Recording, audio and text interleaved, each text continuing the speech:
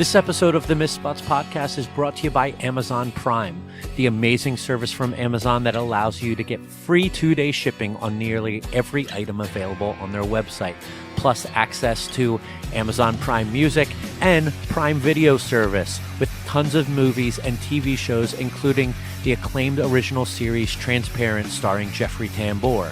Now you can get a free 3-month trial of Amazon Prime by going to missspots.com/prime. Plus, if you do that, Amazon's going to throw in a free 3-month trial of HBO on your Prime Video. Nothing else you have to say or do. You get that for free with this trial as well.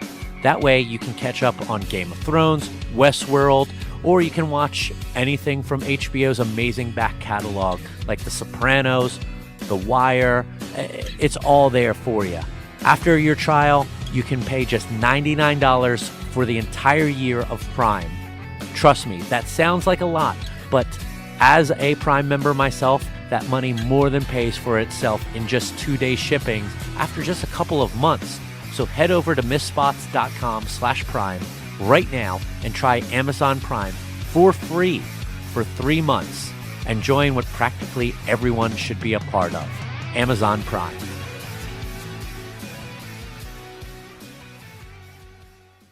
Ladies and gentlemen, it's the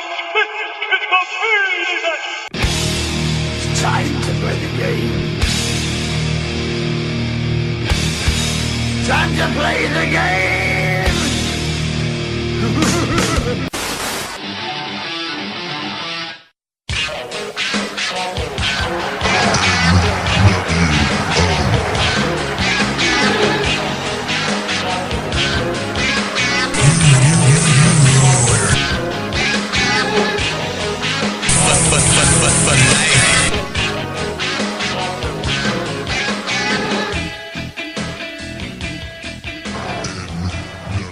Welcome back to the Miss Spots podcast on missspots.com, iTunes, Stitcher Radio, TuneIn, and Geek Life Radio.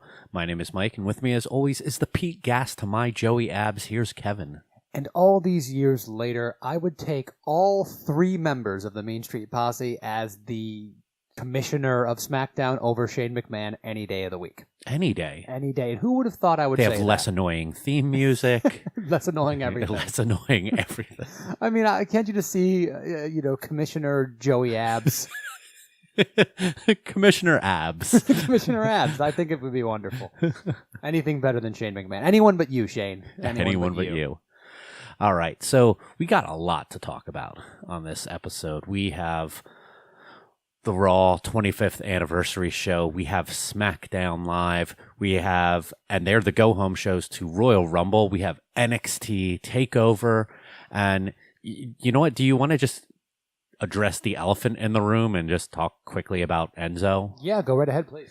Well, if you aren't aware of by now, Enzo Amore was suspended and then subsequently fired from the WWE the day after with reports of an alleged rape by him on a young woman back in October. The firing appears to have been a reaction towards him not informing the WWE about the investigation that was taking place on him. They did not know about this until seemingly the rest of the world knew about it. So we'd like to remain innocent until proven guilty. I think that that's the fairest way of going about things. But WWE did a thing that they needed to do in order to uphold the standing of a billion-dollar public company. From what you had told me, and I didn't read about this, you did. You told me some of the details that have come out of the incident, and it is just appalling. Mm-hmm. And we of course hope that this didn't happen the way it was described. If it did in fact happen this way, Enzo Amore absolutely deserves to be fired. He deserves to never work in a business again. It was a terrible situation. But we joke a lot, and we have made a lot of fun of Enzo Amore on this show, and the fact that he is a creepy, annoying individual. And a lot of that is his character. We didn't think he was that kind of person, sleazeball in real life. And but we still none of this is good, and none of this is good for the WWE universe and their storyline, which is the least of anyone's worries here. Yeah. But across the board, this is just it's a regrettable situation. Oh yeah, and I guess we'll see in time what actually comes of this. But shifting away from that, we have Raw to talk about, and before you get into the rundown of this, was this or was this not one of the worst Raws in modern memory? The phrase that comes to my mind is hot garbage. Now, I don't think that you disagree with me much when it comes to that. No. I did not enjoy any of this, really. There really wasn't a lot redeemable about this episode. I know you had some love for the less than a opening. handful of things I enjoyed. I did not enjoy this. I do not think this was well done. I don't think that this show served any good for the company. Mm-hmm. None. Anytime you're in a situation where you're going to get back some lapsed fans and some people from the past to come back and watch something because Stone Cold's going to be there and The Undertaker's going to be there, and you've got them for 3 hours sitting in front of their televisions, and you have to keep them. You have to give them something to watch next week. Because Stone Cold's not going to be back next week. The Undertaker's not going to be back next week. DX is not going to show up and annoy the fans next week. You need to give them let them interact and put over younger talent. Put on matches that might keep the people interested. Put on segments. Start a storyline. Do something interesting that's going to keep people coming back, not just treading on the past and getting big pop, one big Raw episode being covered by Rolling Stone or ESPN. That's great. How about making stars and crossing over into the consciousness of the zeitgeist and giving yourself a chance with your current stars so you can make new memories? When we were watching SmackDown tonight, they were showing some of those accolades from the big publications, and one of them was Stone Cold and Vince McMahon still the best part of Raw. That is not a good thing. That is not a thing you should be proud of and be holding up as an accomplishment. That is saying, all right, in 2018, these characters who have not been on television for a decade are still the most important things. Screw John Cena. Screw everyone else on the roster who's trying to make a living for themselves and make a name for themselves. It's still about those two. It's nostalgia for nostalgia's sake, and we talked about this going into this episode, saying that, hey, are we excited and interested because maybe something will come good of this, something interesting will happen? Of course we were, but did any of those things actually happen? Was any of this worth anything? The answer is no. And we started that off with the segment that, first of all, you opened up with JR and King from the Manhattan Center. The Manhattan Center looked great. Yeah. This was a cool throwback. I did enjoy that. I'm not totally against nostalgia. I just want it to actually mean something and do something and be in some kind of context where we can digest it and go forward. I felt a little bad kind of through this broadcast, though. JR and King just seemed a little out of touch. And I love JR, and I have heard some people mentioning online that his work for New Japan recently has been pretty rough. Yeah. And I wasn't aware of this. I have not been listening to the Ross Report like I used to, so I don't know if just age it wears on a person, and being live and having to call spots. He got into a flow a little bit later on, but you definitely could tell that there was a little bit of rust. Yeah, some rust. I think that's the best way to put it. Some rust on them. But going to the main show and in the Barclays Center and having the Stone Cold and Vince McMahon confrontation, the McMahon family, Stone Cold Steve Austin, there is an undeniable charm to hearing that glass shatter and the pop, the blow the roof off the place pop that nobody gets anymore, that no one on the current roster can get. And it was rivaled by Vince McMahon's pop when he showed up. And Vince is an amazing character. He can hold the crowd. His daughter, Stephanie, is not up to his level, but very close. And we always talk about how skilled and talented Stephanie is, but I just want her to go away because she doesn't do anything good for the people on the program now. Mm-hmm. Vince shows up and gives us this great nostalgic moment, but in the end of the day, it meant nothing. It just meant nothing. It was just a thing to show people, hey, remember this thing you really liked before? Yeah, it was the dark match after the show. It's meant to send the crowd home happy, or at least one of the arenas of crowds home happy. There was some charm there, but it just was not. It wasn't for me. I did not really get into this. I enjoyed it for a little bit, and I enjoyed it for what it was. But at the end of the day, you're right. This doesn't do anything for anyone other than just a feel-good moment for those people who are like, I remember this. It's the people that were there, I'm sure, loved every bit of it. And this would have been fine if there were other things on the show going for it, but it just didn't. This was really probably the best segment on the whole show, and that's the shame of all of this. And it also gets hurt by the fact that the second that Stone Cold's music hit, I could have told you every single thing that was going to happen. It was so paint by numbers. It was so predictable that there's nothing there, in my personal opinion.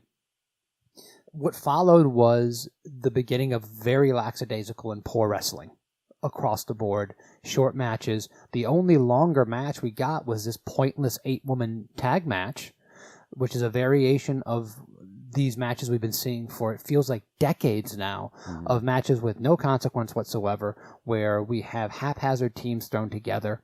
The idea is that we are building to a Royal Rumble for the women. What if I know that they don't have a lot of women on the roster to be in or out. What if they were to actually done a mini Rumble and the person, that won got a better, the number 30th spot. The 30th spot. Yeah. What if we did something Rumble related? Other than just having a pointless tag match that has no bearing on anything, where Asuka decides to start throwing people over the top rope at the end. Throwing people over the top rope the couple weeks before the Rumble is the same as going up and grabbing the Money in the Bank briefcase 3 weeks before Money in the Bank. It is pointless. It is just the laziest writing you can possibly think of. And it is just annoying on so many levels. Yeah. Oh my God, she threw over the top rope. Why does that matter? It just...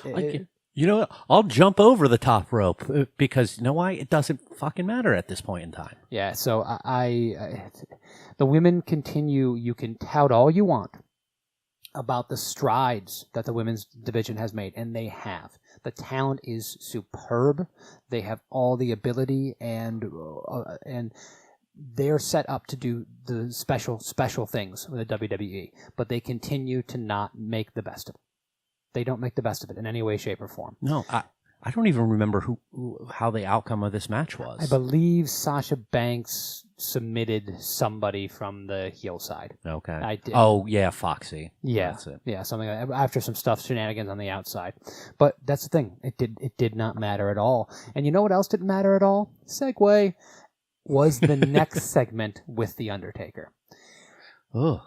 This was just awkward and weird. So there was one thing I liked about this. I liked that he came out in the Manhattan Center. I liked that they didn't do all of his pyro and lightning and even the dark and even the lights. To me, there was something charming about that. Also, no hat, no duster, no gloves. The things that he left in the ring. So there's some continuity. So there was some continuity. Yeah. So those Bravo to that. Two things I liked there. I just thought there was some old school charm to walking out in that situation that I loved. And then he got in the ring, and then he said a promo that easily could have been written 4 years ago or 10 years ago or 15 years ago, and just said it and said that the souls that he's beaten can now rest in peace. He's been telling souls to rest in peace now for a very long time. I believe he's already said all those. This was, once again, special for the people that were there because they got to see The Undertaker. But it didn't mean anything. I have no desire to see The Undertaker back in the ring. None. Yeah. A lot of people were hoping that they would set up a match with John Cena for WrestleMania here, or at least tease it. I didn't want to see that. I would have loved to see The Undertaker come out, break character, and say something as Mark Calloway. That could have been interesting. That could have been special. It would have at least been something. But to go out and basically do the equivalent of a Bray Wyatt promo that doesn't mean anything and doesn't go anywhere, it's just, I don't get it. I don't get it. Bray Wyatt was trying to do Undertaker promos and then developed his own nonsensical promos, and now Undertaker is trying to do Bray Wyatt. It's just a circle. Did you see anything here that you liked other than the two things you mentioned? No. It's time for the Undertaker to take his place, if he chooses to, as a ambassador and as that legend that we know that he is. And I think part of that is leaving the gimmick behind. At least for the most part. We've seen him drop it before in the past. It's not unheard of. So I think part of dropping some of that would be really, really advantageous for his stuff in the future. It would also let the fans move on from The Undertaker, because everyone's going to think he's going to come back for a match as long as they still keep trotting him out there to do these kind of things. Yeah. And even JR and King were like, was he warning someone? Is this ominous? They want to keep us on the edge of our seat because Vince wants to be able to grab the bat phone, right, when WrestleMania tickets aren't doing so well and say, well, we got to get Undertaker involved. And that's just not good for the future. It really isn't. Because as we always say... It's not good for him either. No, it's not. It's not good for his... I don't like to be the person that says it's not good for his legacy. Undertaker should wrestle as long as he frickin' wants. Yeah. As long as he wants to wrestle and the WWE want to pay him to wrestle, good for him. Get a paycheck. Do what you love to do. That flat out. Who the fuck cares about what I think? But when we're fans looking at him and we watch bad match after bad match, convoluted storytelling, it's a shame. We just don't like seeing it. I shouldn't say for you. I think I speak for you here, but I don't like seeing it. Yeah, I'm with you. Having The Miz come out and upstage Daniel Bryan when they're doing their whole commissioners set of people, standing and waving, hey, blah, blah, blah, blah, blah, these are all the old commissioners. The amount of people that they said were going to be on this show and that they shoehorned in weird and awkward and dumb ways, that's another thing that does no good for anybody. Advertising that the Brooklyn Brawler and Brother Love are going to be on the show and having them walk in and not even, one of them not even say a word. It was just, and then having all these commissioners basically be the equivalent of a Hall of Fame thing where they stand on the stage and, hey, look, they're a person and they're still here. It was just nonsense. It didn't do anything for the show. I'm sure it was a nice pop for the people in attendance, I guess. But Daniel Bryan was the last commissioner announced, and The Miz came out for his match to kind of upstage him. And it reminded me immediately that... Of their chemistry. Of the story that they were building that we will never get to see the end of. And that's a story that has been going on for years. Yes. I mean, it goes back to the original concept of NXT as the game show. Yeah. And it has been a storyline that has just stayed simmering, just slowly cooking. Like, it's a shame that we may never see a payoff to that.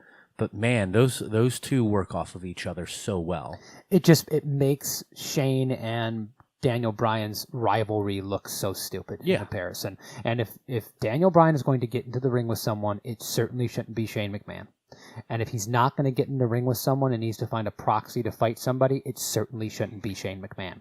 It should be The Miz, all up and down the card. It just makes more sense. It's a better story. It's better for everything. Yeah. And we were reminded of that on Monday night. The match that we got was the match that was advertised. Roman Reigns versus The Miz for the Intercontinental Championship. We had kind of assumed that Roman was a placeholder IC champ while The Miz without shooting a movie. It gives him a chance to put a belt on Roman. It gives him a chance to say that he's a triple crown or quadruple crown or whatever that is winner. He's won every single one of the titles in the company. And they put the title back on Miz, which we believe is the right thing. Miz should be holding the IC belt. But they did it with a header spot into a exposed turnbuckle into a skull-crushing finale. How do you feel about this finish, and how do you feel about the match? I think it's... The match wasn't the best for either of them. But as for the finish, I think that's as clean of and I'm saying this kind of with the air quotes, as clean of a finish on Roman that we're going to probably see for a while. I mean, he actually pinned Roman. There was no DQ, no count out, no pass out thing. Yeah, but Roman's taken a lot of pinfalls over the last calendar year. For different reasons, but he's taken a lot of pinfalls. Yeah. But he hasn't a lot recently. No, maybe not recently. But no, they had to get the title off of him, so it had to be a definitive pinfall or a submission. That's the only way you're going to do that. So I'm just happy that the title's back home where it belongs. Obviously, it's kind of good that they didn't go this direction because injuries came into play. But they could have done a pass out thing with Joe to take the title off of him and still keep him. So I think that it does say something that he was pinned in the situation. Yeah, and it was even if it was with shenanigans. Yeah, and you gotta love Miz exposing that turnbuckle much earlier in the match, and they caught it. I think they did a good job with this. The thing that disappointed me here was going back to the first point we made is that you had these two guys, Roman and Miz, are two of the biggest stars in your company. I, in particular, think that Miz is just dynamite, and he's got mainstream appeal written all over him. They could have put on a clinic here. They could have put on the best match that these two have ever done together. We know how good Roman can be in the ring. We know how well Miz has come along, and he can really, really go. They could have had a barn burner of an IC title match and shown the world what these guys can do now in the ring. But we ended up getting a kind of shorter and convoluted match that really wasn't all that impressive. And on that stage, this should have been the one match that got the time to tell a story. And I don't think they did. Mm-hmm. And that was my kind of main beef with that. Yeah, and like you said, it was kind of the theme of the night for the wrestling matches. The peep show with Christian was just an excuse to, obviously, like every time we ever do a interview show, it's just basically an in-ring promo segment.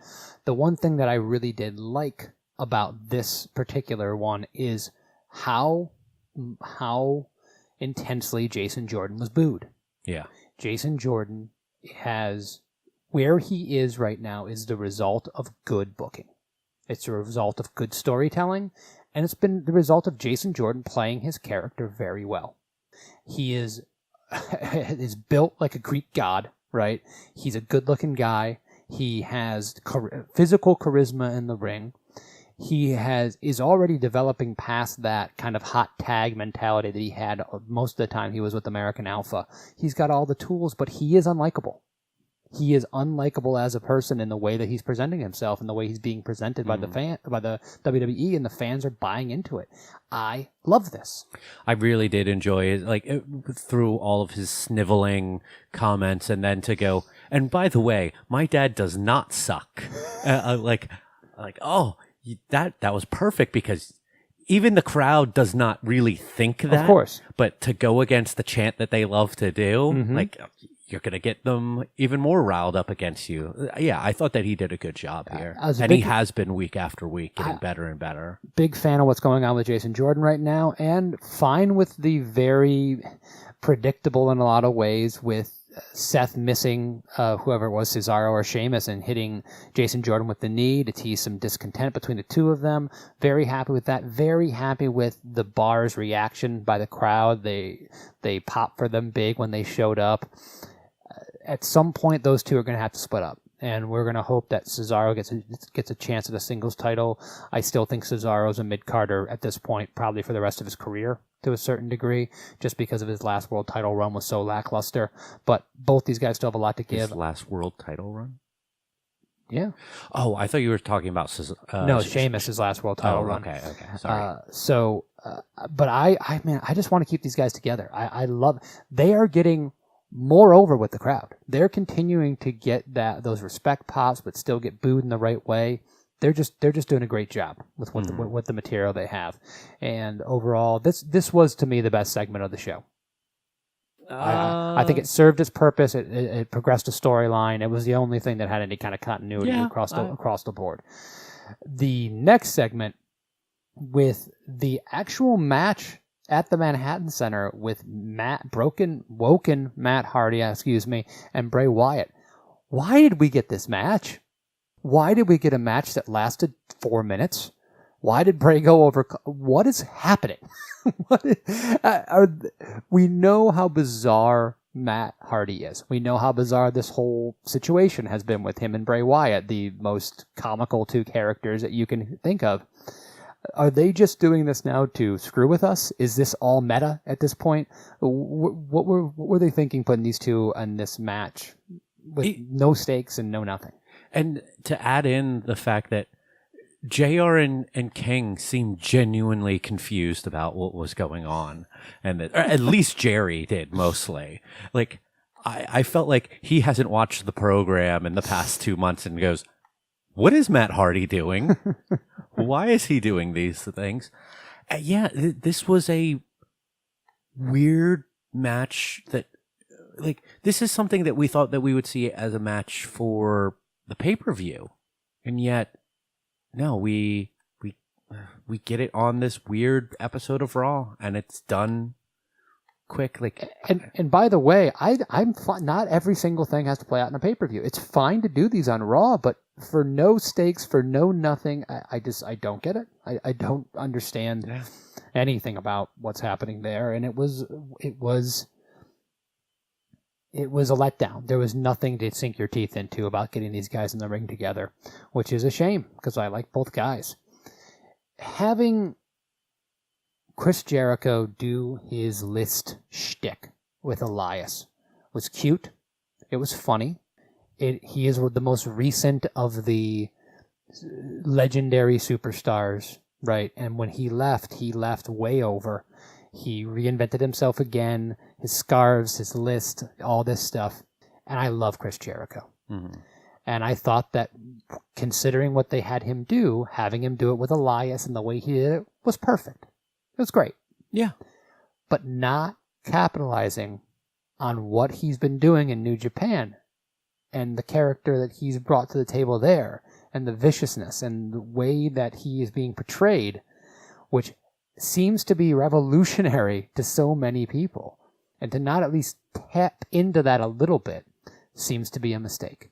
They played the hits, they kept it safe, and they did not go outside. This is the one guy who can still wrestle, who can be back in 6 months and pick up a storyline. This is the one guy that you can actually set something up for the future. MVP can still go.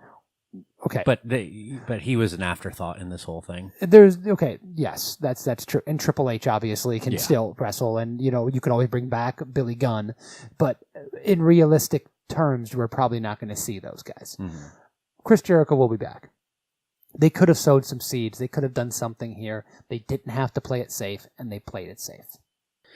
Yeah, but it's WWE. We know that they aren't going to.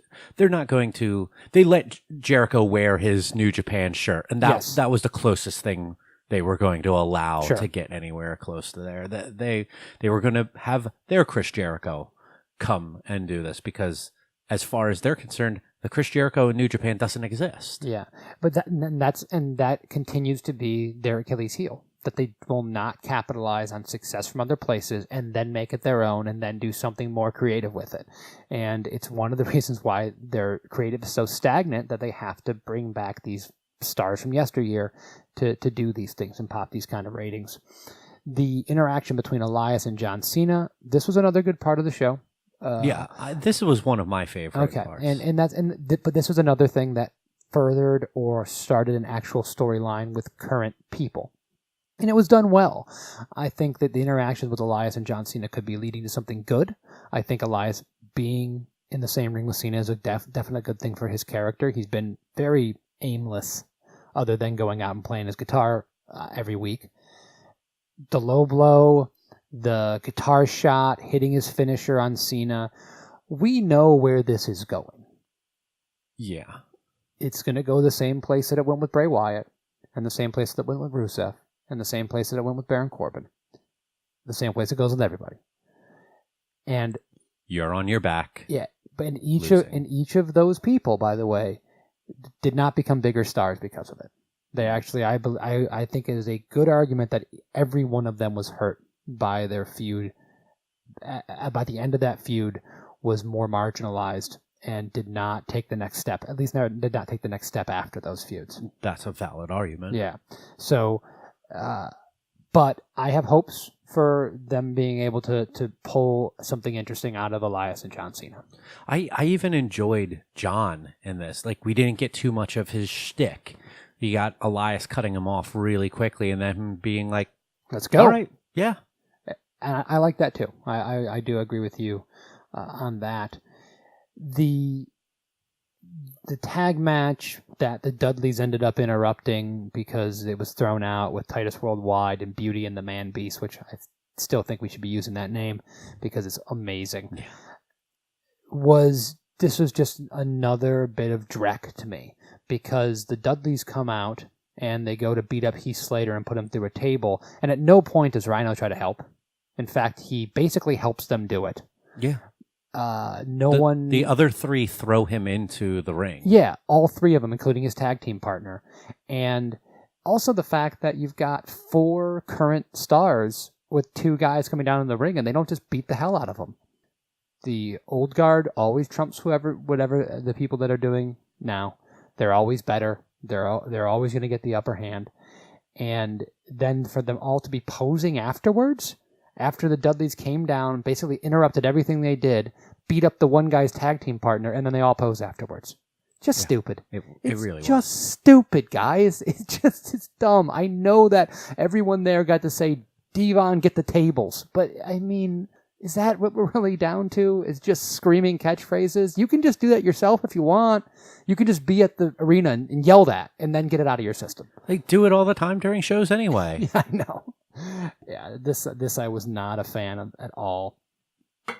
And then continuing on with the fact of misusing talent and not... They had Mean Gene show up to interview AJ Styles. He asked one question and then the camera went back to AJ Styles and he cut a promo. At least have the guy interview him. Mm-hmm. Maybe 2 questions. I don't know, a question and a half. Have a 2-shot on the guys while they're answering the question. Give us a little throwback for that. It's the most of the people on this show that showed up were literally just there to stand there. They were just there to exist. They did nothing. I mean, it's cool to see Mean Gene, but I want to hear Mean Gene. I mean, I don't know. I did not like this show, Mike. I did not like this show at all. You're preaching to the choir. Yeah. And the coup de grace, the cherry on top of this shit Sunday, was the main event and the DX Click Baller Club segment at the Manhattan Center. That crowd was dead when the DX was announced. And Triple H got them fumed up again. But apparently those people were pissed off that they paid all that money for basically nothing. They all wanted the refunds at the end of it. But the circle jerk that happened inside that ring was not entertaining. The moment where Baller Club comes out and confronts them, I was like, okay, these 3 guys should lay waste to these has-beens, this old guard of guys. They should do it, and this should be a cool moment. A passing of the guard. A challenge or something. Maybe we have a challenge match with respect, and they go over, say, Billy Gunn and X-Pac. I don't know. Do something that helps the other guys. Doing Too Sweet and saying, yeah, these guys are pretty cool. That wasn't it.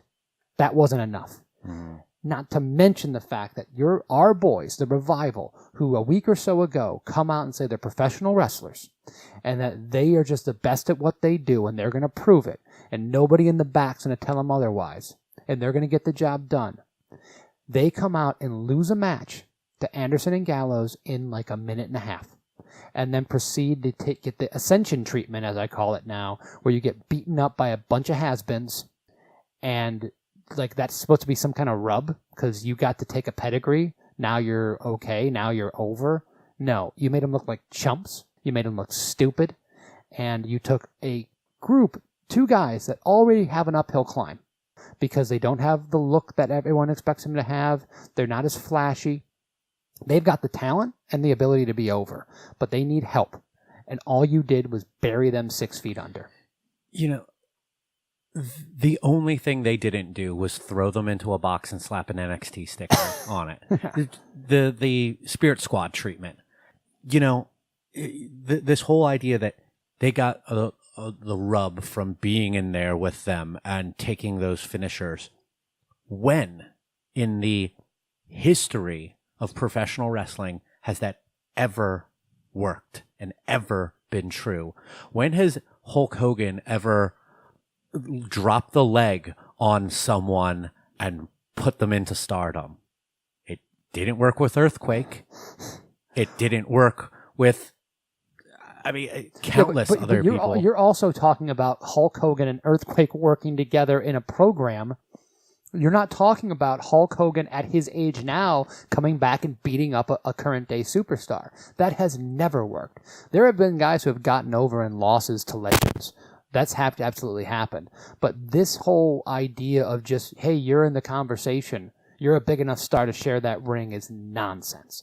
And the Revival can still be rock stars. They can still get over. They can still be the best thing going in tag team wrestling today.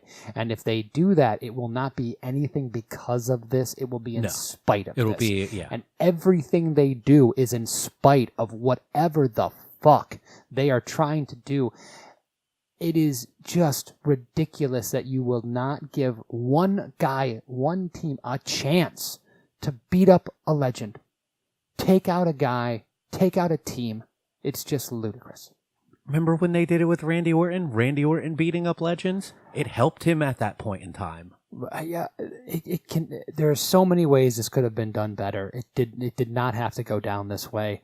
And when this match started, I was like, man, Anderson and Gallows could really use a win here with their new alliance with Finn. They've done nothing, and man, you can't let the Revival lose. You can't do it. And then afterwards, I was starting to type something in my phone. I was like, wait a minute. What if the Revival just clear the ring and take out these guys? Take out these legends. It might be okay. But nope, we get that perfect. Everyone takes their own a finisher, and they look like chumps. And they were. And they are. And you know what? They'll probably not even be on TV next week. Probably not. Probably not. And then they're going to wonder, well, they certainly couldn't get over. No, you didn't let them. You continually book this garbage, and then when Raw 35 rolls around and the same people trot out, and everybody else for the next 10 years has been interchangeable, you know why? You never got to give a chance to make anybody else. Mm-hmm. And then you know what? Then we had the most lackluster, boring, repetitive brawl to end the thing with Kane and Strowman and Brock. And you know what? Fuck you, Kurt Angle. Because if you don't want these guys to fight, how about you don't put them in a ring together? Yeah. What's the point? It's just stupid. I'm done. I'm done with this episode. We're going to put the lion and the zebra in the same pen. But you don't eat the zebra. All right, lion? Don't. We're going to put a bunch of park rangers around the outside, and that's going to help in some way, shape, or form. They brought out Eric Bischoff. Yeah. And Harvey Whippleman. Harvey Whippleman. I mean, God, it's just the most repetitive dreck. And oh my God, Strowman put him through the table. Okay. Randy Orton puts someone through a table every time he wrestles. That doesn't matter anymore. Boo. Boo to this whole episode. Yeah. All right. So enough of that. Let's get into SmackDown Live, and I'll try to run through this pretty quick because we still got a bunch to We talked about that cover. way more than I wanted to. Yeah, we did. So KO and Sammy kicked things off talking about their match at the Royal Rumble. AJ eventually comes out, and we get some back and forth between them, but it feels like it kind of drags on, and we have terrible fed lines to AJ with this whole Cammy thing is just dumb. It's sparkle crotch. Yeah. It's suffering succotash. Stop saying that. It's not over. It's dumb. KO proposes that AJ fight each one of them one right after the other in the evening, and AJ actually is cool with the idea after a little bit. And Brian comes out and he's like, "Okay, if you want this, I'll make this." And Well, it's a little bit different. He wasn't necessarily cool with it. Daniel Bryan came out. AJ thought he was going to make the match, so he that's just true, that's preemptively said that. And that was part of the whole storyline going forward, that Bryan wasn't going to make the match. Mhm. Whatever. So we have that for later on in the evening. Chad Gable takes on Jey Uso in singles competition because that's how tag team wrestling is booked. And we get a decent match. Nothing too outrageous. Gable wins with his awesome O'Connor roll into the bridging German suplex that I call the Chaos Theory because that's what Doug Williams called it, but they still don't have a name for it. And so the bad guys have one up on the champions heading into the Rumble. That's fine. And Gable's a machine. I love the guy. Yeah. A Nakamura backstage interview turns into some interactions with Baron Corbin, calling him just hype. I kind of dug that because it kind of is true at this point. Yeah, I agree. And Nakamura challenges him to a match for later on. And then we get Naomi taking on Liv Morgan. And during the match, a bunch of the other women start making their way out to the ring and Naomi wins. Riot Squad attacks afterwards. Becky comes in and tries to help and throws some people away.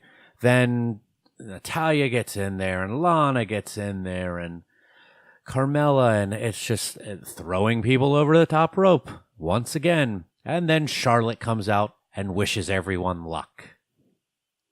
That's one way to do it. It was pretty much. I mean, this is what they're doing. SmackDown is emulating Raw with just slight differences every week. It's the same booking. Nakamura's taking on Baron Corbin. They're having a match. And then out of nowhere comes Randy Orton to lay out Nakamura with an RKO. Then lays out Baron and is popped for big by the crowd. The babyface Randy Orton came out and laid out another babyface in Nakamura. For no reason. Yeah. Because it's Royal Rumble and it's every man for himself. I mean, if I needed any more reason to be annoyed and hate Randy Orton, he gave it to me. Boo. Boo. No. Boo this man. Boo that man. For the love of God, he just came out and RKO'd a guy. By the way, in the middle of a match. He's in the middle of a match. Nakamura's about to deliver a Kinshasa and beat him, Baron Corbin, and he comes in and lays him out for no goddamn reason, and the people pop, and no one on commentary is like, hey, even Graves, hey, get that guy out of the goddamn ring. They're all applaud for it. It's anarchy. It's the silliest thing in the world. No, boo him. Cats he is and bad. dogs living together. Randy Orton is the worst. He is the worst character. He's the worst person possible. The only person worse than him and Shane McMahon, and that's just because I hate Shane McMahon. Tell us how you really feel about Randy Orton. I can't understand how a guy comes in and does that for no reason. And if these three guys were feuding and Nakamura was involved in this, then fine. But no. After this, we got Bobby Roode teaming up with members of the New Day. I believe it was Kofi and Xavier. Yeah. To take on Jinder Mahal and Rusev Day.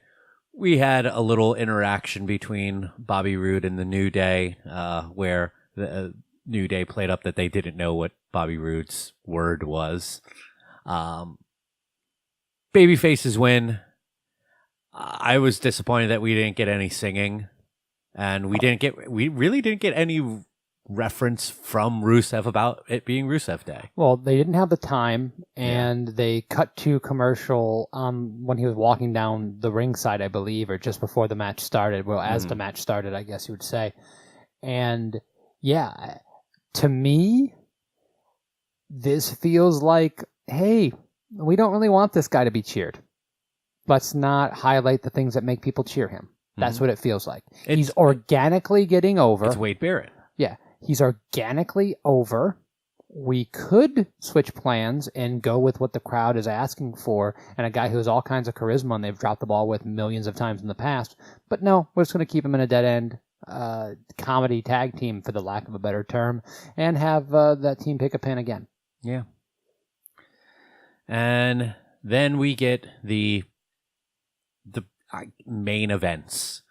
AJ starts off taking on Kevin Owens. Shane comes out right before the match starts to say there'll be no interference. If either of you interfere in the other's match, that you'll both get fired. KO taps to the calf crusher nearly immediately. Pretty much. And AJ holds it after the bell rings, and holds it before Sammy jumps in to help and break it up like a friend should. Sure. And then Sammy just lays out AJ, just beats him down. It was almost that, I mean, I tweeted out that, stop it, he's already dead. And then this goes to a commercial break. We come back and we get the start of the AJ-Sammy match. Good stuff between these guys. AJ playing a bit of a dick here by continuing to get shots in on the injured Kevin Owens on the outside, which, how did it take nearly 15 minutes for the paramedics to get him onto a stretcher? And then once he was on the stretcher, no one thought, all right, how are we getting this back up this ramp? Like, does he have pedal and a steering wheel? He does it himself, right? We don't push him. What are there wheels on this thing? What's going on here? I've never operated one of these before. And this eventually leads to Sammy picking up the win with a blue thunder bomb. Haluva kick and then a blue thunder bomb. Yeah. This is a perfectly fine way to do this. And you know what? This is one of the things where AJ has been repeatedly jumped by these guys. He has a lot of reason to get a cheap shot in on Kevin Owens. I'm not always a big fan of that. I could have gone without it, quite honestly, but the fact that he did it, it raises the stakes a little bit. It does show some heelish characteristics, but AJ, he's got a little bit of that in him. You know, he, even as a babyface, he's cocky and he's brash in a lot of ways. So that wasn't totally against character for me. Now, I did see a couple people on Twitter mention that Kevin is actually hurt and has been working hurt. So that this was a way of having him kind of have an easy night. Oh, okay. But there is also the idea that they may use this in kayfabe as well to take him out of the match and make a singles match between Sammy and AJ. I don't know. That was the first I heard of this. It was just people talking on Twitter, so I haven't heard this from any of the big inside source guys, but we'll see. So that did it for SmackDown Live. And this weekend, we have double shot weekend of NXT and the Royal Rumble. NXT TakeOver Philadelphia on Saturday evening. We got 4 matches going on that. We're both a little behind, or a lot behind in your case, with NXT television. I watched the opening matches of the quasi-tournament for the number 1 contendership, but I have not really watched much past then, just haven't had time. So what we have going down is we'll start with Aleister Black taking on Adam Cole in an Extreme Rules match that has been set up based off of Black having some issues with Cole after he beat Cole in the number 1 contenders match, setup match, and then has been getting jumped by the Undisputed Era ever since then. Extreme Rules seems like an odd stipulation. I'm guessing that they just kind of threw that in there because it's Philadelphia, the home of ECW, Makes sense. It might just be a tribute to that. But Black had his first ever loss in the Fatal 4-Way, but due to interference from the Undisputed Era. So we were talking a little bit about this earlier off air, and you were saying this is a match that really neither of them should be losing. But NXT has not shied away from those, and that's one of the things I do enjoy about the product in a lot of ways is that they do find a way to have a guy get over in a loss and a guy to keep his heat in a loss. I would say that specifically because Aleister Black has lost, even if it was in a convoluted way recently, that Adam Cole is in a good position to take a loss as a undersized heel. And a lot of basically much. I mean, he's a small heel. He's a small heavyweight.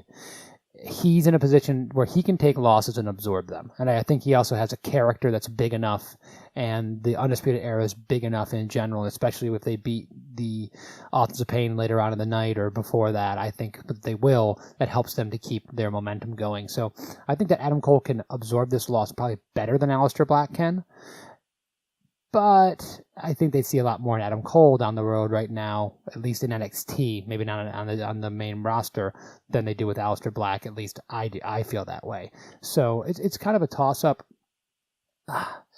He also has the rest of his little gang there that can help and make a funky ending here as well. And even though NXT tends not to do that, especially on takeover shows, I'm gonna go with my gut, and I'm gonna say that Aleister Black is the winner at the end of the night.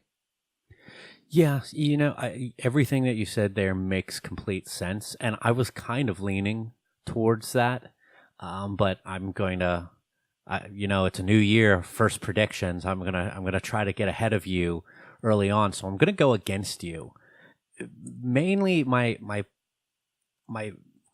thought behind this is, I do think Fish and O'Reilly are going to retain the titles against the Authors of Pain. And then the way the Undisputed Era were the ones coming out on top after War Games, I think that they might want to go with keeping the faction as a whole looking strong. And I think that Adam Cole will win, therefore keeping all members of the Undisputed Era as winners for the evening. Yeah, and I think that's it's much of a toss-up, and I actually think that probably the safer bet is probably Adam Cole going over here. But they filmed. I mean, listen, who would have predicted Almas beating McIntyre? I mean, they've definitely gone in some different directions there. So we'll see. Yeah, and then we have we jump right into the tag team title match. Might as well. I think I picked the Undisputed Era on this situation for sure. Yeah. And then let's go into the women's championship match with Ember Moon defending against the newcomer and Shayna Baszler. She was a part of the Mae Young Classic, and she went to the finals and lost to Kairi Sane in the finals there. She is very similar to Sonya Deville in having MMA background. And she jumped right onto the scene and got right into a story with Ember Moon. Well, what do you think about this one? I think that from the little things that I've seen, little clips here and there, that she's impressive looking thus far, but still young in this. I mean, what do you think about the match? Who do you think? I think Ember Moon wins. I think it's too early to be taking that belt off of her, especially with someone still so fresh on the scene. Yeah, I'm going to go with Ember here as well. But listen, this title is not on the waist of Asuka anymore. They can ping pong this title around a little bit, and having Ember Moon lose this and have to regain it. That's definitely a story that NXT wouldn't be afraid to tell. And you're right there. Yeah. And they, especially before this, they moved that belt around a little bit. That belt has been on people's waists for short periods of time before, especially around the time that Bayley was still down there. So I would not be surprised if they were to try to tell a different kind of story than the conquering babyface champion. So I wouldn't be surprised by it, but I still think the safer bet is Ember Moon here. Yeah, I don't know if they're so willing to go right back, because Ember Moon chased that title for a while against Asuka and finally won it by not beating Asuka. It never got her payoff. And I don't know if they want to go back to her chasing the title again, because it just wasn't fully fulfilled. Sure. And And then the main event is Andrade Cien Almas defending the NXT title against Johnny Gargano, the underdog who came out of this mini tournament as the winner, who I don't think a lot of people thought would get it. He was a replacement in the tournament for Velveteen Dream, defeated Cassius Ohno, and then won a fatal four-way against Aleister Black, Killian Dane, and Lars Sullivan. Big deals. This is, if you would have told us a few months ago that the NXT Championship was going to be defended between Almas and Gargano, I would have told you you're crazy. These guys aren't world title guys. The wild card here is Tommaso Ciampa. Yes. I think that's the elephant in the room here. It's, do we want Tommaso Ciampa versus Gargano to be for the NXT Championship? They've moved the chess pieces in a way where that could easily flesh out. That is the money feud. That could be the best feud of the year, the best matches of the year for that NXT Championship. Or that could be a secondary side feud that helps to keep interest going on while you use the title to keep Almas propped up and move him on to somebody else. Man, it's a wild card. But the fact that you still have Ciampa out there who could interfere, cost Gargano the match, that's what my leanings are going towards here, is keeping the title on Almas. But man, I would not be surprised if they just pulled this as a good, you know what? Screw it. I'm going with Gargano here. Okay. I think it's a new year. They make a big crowd. The crowd will be behind this, and immediately Tommaso Ciampa comes out and gives him a beatdown, and then he sets up the next thing. Yeah, it is a matter of thinking if you believe that the Gargano-Ciampa feud needs the title on it. I don't even know if it's need or not. It's whether or not they want to make those separate things. It's not need, but I just... That's true. Good point. Yeah. I don't know. I just think that they're... It's going to be such a fire feud that I don't think it's necessary, and you can make another feud around that title. Without a doubt, but I just don't think... Almas is not their guy, I don't believe. No. I don't think that having the title on Almas is something that... Almas is a really good transition champion. I think he's been worked very well. I think there's a lot going for him there, but I don't see the next feud for him. But I do see the next feud for Gargano as champion. So that's what I'm going with. You're going to stick with Almas? No, I'm going to go with Gargano. I talked you into it? Yeah. Okay. I do think that that's going to be one of the better feuds in the last 5 years in wrestling. I think it's going to be great. I think with, I think the title could elevate it a little bit more. So, yeah. I'll go with that. Okay. So that is NXT TakeOver Philadelphia. And then on Sunday, we have one of the big four, Royal Rumble, 4-hour show. Yay. Which actually brings us to, we were talking about this earlier, not on the show, off air, as to whether or not we're looking forward to this pay-per-view. Because I'm always somewhat looking forward to the Royal Rumble because I love the Royal Rumble match. But I don't know, this card is just not doing a whole lot for me. The card is a little bit lackluster. The match itself is going to be diluted by having two. Mm-hmm. It's just going to be diluted by having two. They're going to repeat spots. Just like when they have two Hell in a Cells, when they had two Money in the Banks. It's I'm excited because there's still that flicker in my brain that there could be an excitement, a surprise. Someone like Rusev could win it. We know it's not going to happen, but there's always the possibility. But it will be a paint by the numbers. It will just be what it is. And at the end of the night, we're going to sit there and go, well, okay, another Royal Rumble. That's my expectations. Mm-hmm. And then we have 6 matches going on over the course of 4 hours. Well, the Rumbles are long matches. Yes. And there's 2 of them.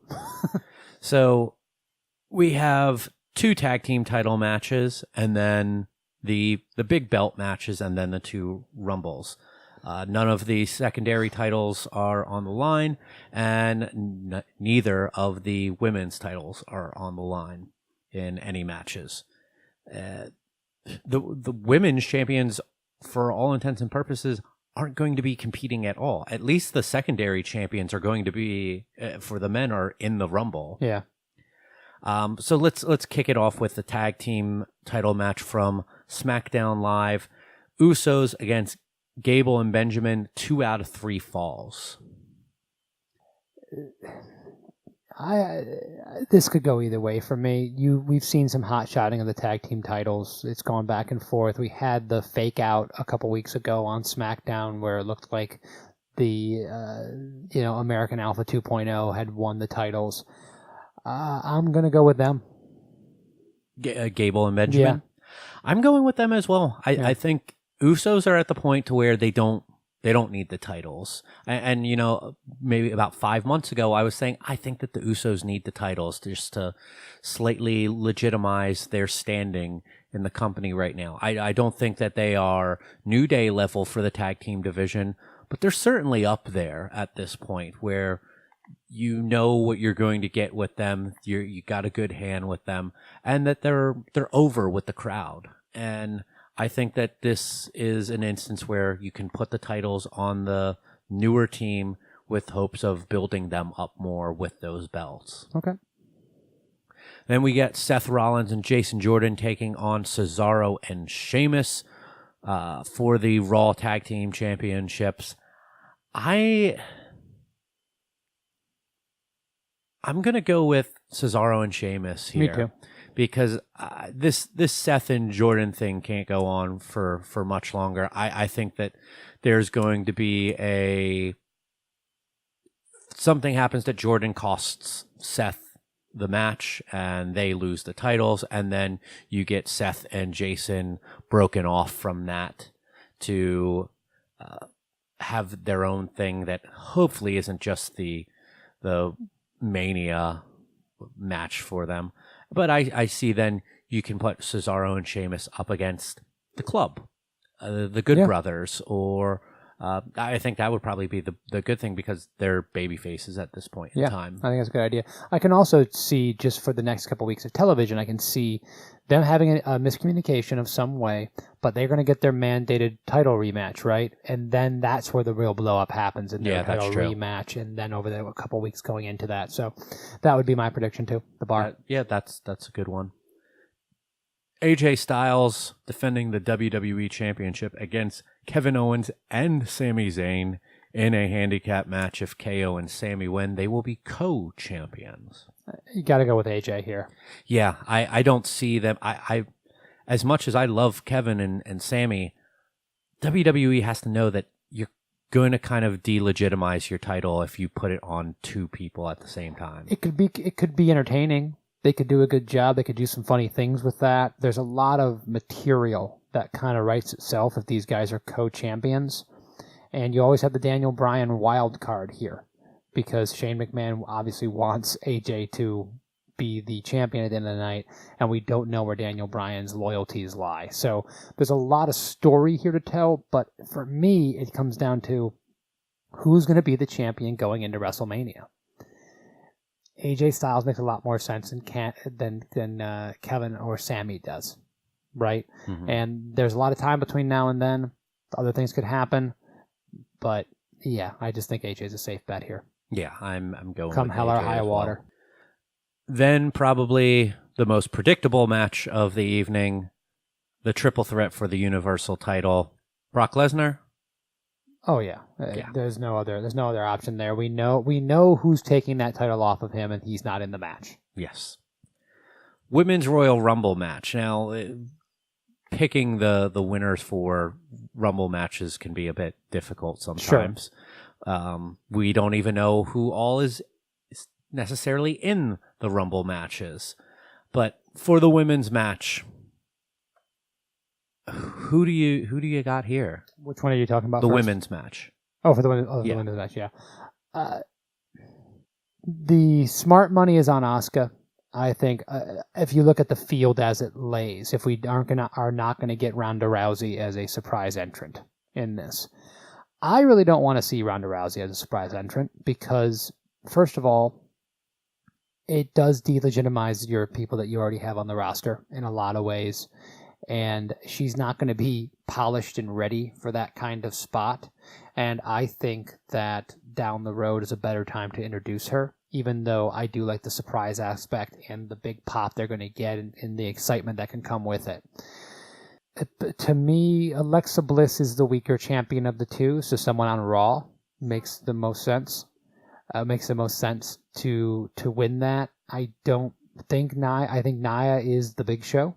I think she's supposed to be really, really intimidating and is not going to win one. And then if you take it down, Didn't Booker T bring that up during? I don't know. I think that was his one moment of clarity during Raw, during the women's match, that he brings up that just because you're the biggest doesn't mean that you're going to win. And Cole and Graves were both kind of like, yeah, you got a point. Yeah. Like all those times that Big Show has been in there and he's never won. Yeah, I'm going to go with Asuka here. Okay. Asuka does seem like the safe bet, as you were saying. There's only 18 women that are announced for it, and that leaves 12 openings. NXT people, probably a couple returning women, but none of them will be winning this. Other than possibly Ronda Rousey. Yes. She's the only possible surprise entrant that could win this thing. Yeah. So who do you got? Yeah, I'm going to go with Asuka. Okay. And then in the men's Royal Rumble, I think that it's a little murkier. Sure. As to where they could go with this. I think that the crowd will lose their mind, and not in a good way, if Roman Reigns ends up winning this again in Philadelphia again. I just can't see him doing it. The Raw has the Elimination Chamber this year. Do they? Yes. Okay. So they have ways to get Roman to Brock without having. Yeah, they always have to do it with one champion. Yeah, they have to find a way to get that, and I think it would be much, much more intelligent to do that with Roman. So that tells us that the person's going to come from SmackDown. I mean, who do you got? I'm going to go Nakamura. we are very boring today because the reason that I'm tepid on Nakamura right now is because he is just they have done nothing with him. He would be a flat champion in a lot of ways. To the diehard fans that love him, he's a great choice. To the casual fan, why would Nakamura be the winner? He's done nothing on the main roster. Nothing. He's lost multiple matches with Jinder Mahal for a title in a terrible feud where he was made fun of for the way he looks and talks. He has taken random RKOs from Randy Orton. He's been in random tag matches and done poor interviews. There is nothing special about the Shinsuke Nakamura that has appeared on WWE main roster television. Am I wrong in that? No. Nothing special. So why does he win the Royal Rumble? But if I'm going to get tepid on him, who else steps in that spot? They are not giving it to Randy Orton again. No. Right? But could they? He got the biggest pop of the night on SmackDown for beating up a beloved crowd favorite. Right? Well, at least beloved by some of us. Could they go with Orton again? No, I really don't see that. I mean, then who? The only people who have ever won back-to-back years was Hogan and Austin. Yeah. I don't think that they necessarily think of Randy in that. And can't they also realize that he won last year, went into the worst feud of the millennia with him and Bray Wyatt, and they stunk up the place at WrestleMania with weird projections of maggots? I can't see them wanting to do that again. And AJ and Randy does not sound like a good idea to me. So who else? What other babyface is there? What other heel is there? Who else is on that roster who should be going to WrestleMania? I can't think of a name.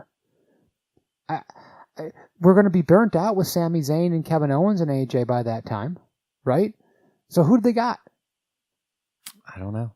I mean, someone like Baron Corbin? No, not with the way they booked him. I'm going to bring this up because there are rumors of Daniel Bryan winning it. That would be the most interesting thing that could happen because it would be unexpected and it would be beloved by the crowd, and they wanted him a couple years ago, right? So they give it to him now.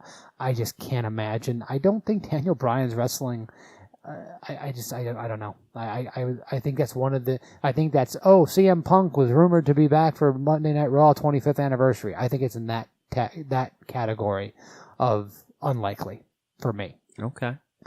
I'm going to go with Nakamura because I still think Nakamura and AJ are the best pure WrestleMania match that we could get.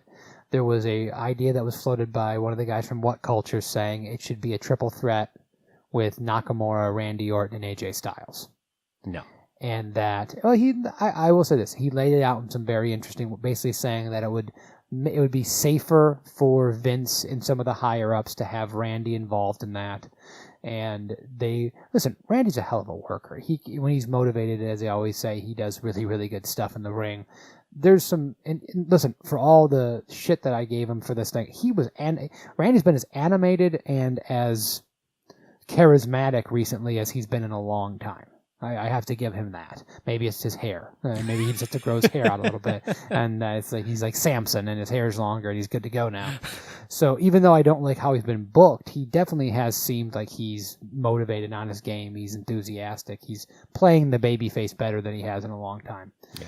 But I think there's a lot of different ways this could all end up. But I just got to go with Nakamura because I don't see any other real options for me.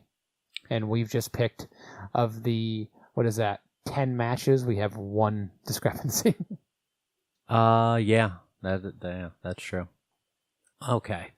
So that's our predictions for Royal Rumble, first pay-per-view of the year coming up this Sunday. We've gone quite a while here, so I don't think that there's anything else that we really need to touch on. No. So I think it's time that we head out of here. Thank you once again, everyone, for listening. Make sure that you follow us on our social media. You can follow us on Twitter and Instagram at Miss Spots. We're always live tweeting along to Raw, SmackDown Live, and the pay-per-views, as we will be this Sunday. So follow us there and join in on the conversation and the fun. Like us on Facebook, facebook.com/MissSpots. You can listen to this podcast in one of many wonderful different fashions, such as our website, MissSpotsPodcast.com, or simply MissSpots.com. You can also subscribe to us on iTunes, Stitcher Radio, Google Play Music, TuneIn, Podcast Addict, Overcast, practically any service that offers podcast streaming services. You can subscribe to us so you can get new episodes every Thursday to the device of your choice. Mike, did I mention that I really disliked that episode of Raw? Maybe once or twice. Did I mention that I hated that episode of Raw? I might have heard. Mike, I hated that episode of Raw. Yeah, okay, I did thanks, too. For Kevin, my name is Mike. We'll catch you guys next week. Good night. Good wrestling. I also really don't like Randy Orton at all. Not at all.